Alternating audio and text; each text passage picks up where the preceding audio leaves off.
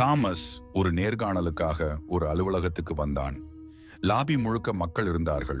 சரி, நான் நேரத்துக்கு வந்துட்டேன் என்று அவன் நினைத்தான். அவனுக்கு முன்னாடி 2 பேர் உள்ள சென்றார்கள். ஆனால் அவர்கள் திரும்பவே வரவில்லை. ரிசப்ஷனிஸ்ட் அவன் பேரை அழைத்தாள். தாமஸ் தயக்கத்துடன் கேட்டான், ஏற்கனவே 2 பேர் உள்ள இருக்கிறாங்க, அவர்கள் வரலையே, நான் உள்ள போகலாமா? அவள் அமைதியாக சிரித்தாள். அவர்கள் வேறொரு வழியாக வெளியே சென்று விட்டார்கள் என்று சொன்னாள். தாமஸ் உள்ளே சென்றான். அங்கே இருந்த மனிதர் வேலை பற்றி கேட்கவில்லை. அவன் வாழ்க்கை பற்றியே கேட்டார். நீங்கள் குடிப்பீங்களா? புகைப்பிடிப்பீங்களா? உங்களுக்கு காதலி இருக்கா? தாமஸுக்கு இது மிகவும் விசித்திரமாக இருந்தது. பிறகு அவர் கேட்டார், உங்கள் இரத்த வகை AB நெகட்டிவ் தானே? தாமஸ் அதிர்ச்சியுடன் ஆம் என்றான். அந்த மனிதர் மெதுவாக சிரித்தார். நீங்கள் தேர்வு செய்யப்பட்டுள்ளீர்கள், அந்த மற்ற கதவு வழியாக செல்லுங்கள்.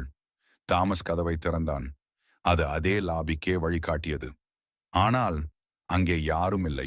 முழுக்க காலியாக இருந்தது. அவன் மெதுவாக திரும்பி பார்த்தான். அங்கே அந்த மனிதர் இல்லை. அதற்கு பதிலாக வெண்மை நிற தோல், கருப்பு கண்கள், நீண்ட பற்கள் கொண்ட ஒரு உருவம் அமர்ந்திருந்தது.